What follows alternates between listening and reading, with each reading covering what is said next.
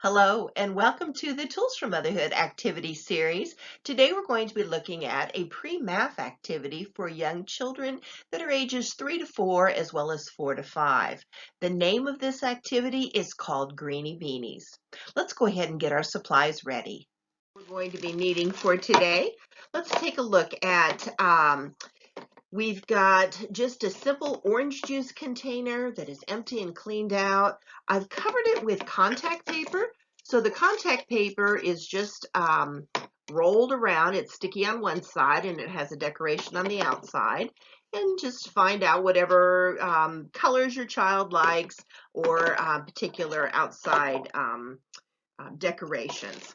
Okay, next you're going to spray paint.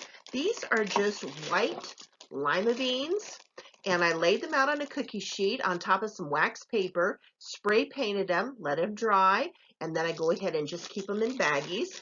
Here is a container that I have several of them in, and we'll talk about another game we can add to this where you use a dice and you roll the dice and you count out that many and you add it to the group. So that's one activity for some of your older children.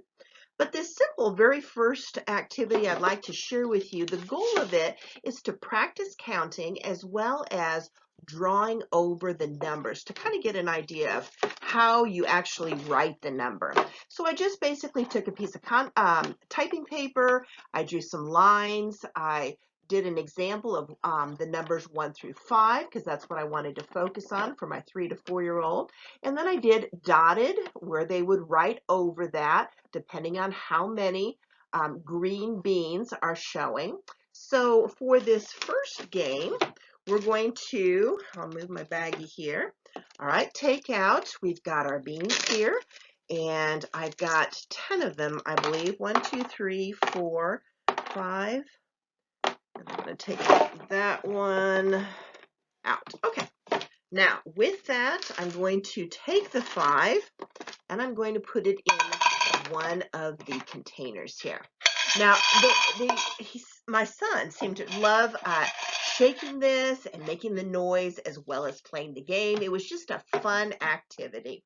All right, so we would go ahead and shake that out. And as you can see in front of you, of those 5 beans, how many of them are green?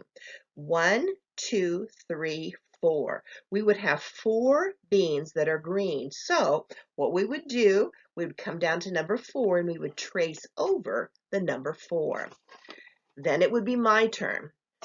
I would go ahead and shake it out, and on my game board that would be just like this, I would shake it out and find out how many were green. I would have 2 that are green and I would trace over the 2. So the gold, you can either do a blackout, which would be all of the numbers covered, or you could do the first one that would get a row completed.